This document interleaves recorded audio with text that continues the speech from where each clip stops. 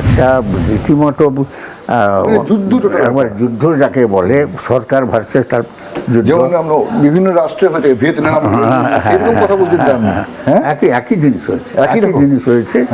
এবং এরা আমাদের সঙ্গে পারেনি মানে আমি ওকে বলেছিলাম, উনি আমাকে বলছিলেন না যুদ্ধ করব না, যুদ্ধ করব না, সব জায়গায় আমরা হেরে গেছি। আমি বলি এখানে আমি জিতবো। মানে আপনি একটা মিলিটারি কমান্ডার একবারে এটা তো এই যেটা আজকে আপনার রাজ্যসভায় যে দারোগাটাকে দিল, পুলিশের অফিসার রাজীব তখন ওই ভবনে বসে, আলিপুরে বোধহয় ওই কি ভবনটা আছে পুলিশদের, সিআইডি ভবানী ভবনে বসতেন। আর ওর কাছাকাছি কোনো একটা লোক ছিল, যে লোকটা আমাদের সঙ্গে সম্পর্ক খুব ভালো ছিল।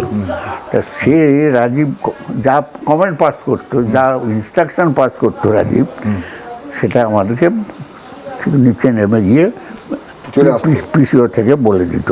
পিসিও থেকে নিজের ফোন ব্যবহার করতেন না, বলে দিতেন। মানে আপনার একটা গোয়েন্দা বিভাগ ছিল, একবার মিলিটারি বিভাগ ছিল, মানে টোটাল ওয়ার। হ্যাঁ, এই তো আমাকে তো রীতিমতো এদের সঙ্গে লড়াই করতে হয়েছে রেগুলারলি।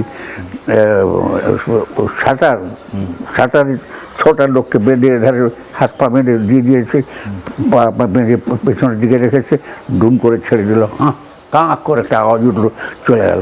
কত জমি লুট করেছে, কত মানুষ, গাড়ি অ্যাক্সিডেন্ট হয়েছে, তার বাড়িতে অ্যাক্সিডেন্ট রোগীকে নিয়ে ফেলে দিয়েছে, মারা গেছে যে তাকে ফেলে দিয়েছে, যে টাকা আদায় করেছে, কত কাণ্ড করেছে। অত্যাচার তো খুব কম করে, চূড়ান্ত অত্যাচার করেছে।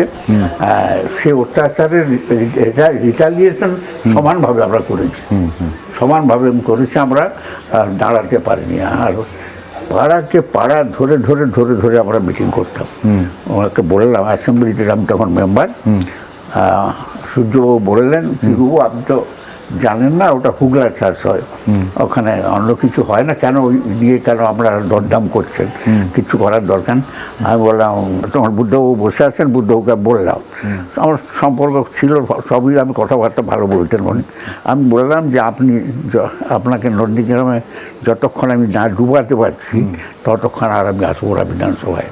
সেই চলে এসেছিলাম, একবারে ডুবিয়ে দেওয়ার পরে আমি গেছি দেখা করতে বলেছি। তিনি নমস্কার করলেন, ভালো মানুষ, নমস্কার করলেন। আমি নমস্কার করে কী হলো, হ্যাঁ নন্দীগ্রাম কী বললো, হ্যাঁ ও আচ্ছা সূর্য অস্ত গেল না উদয় হলো।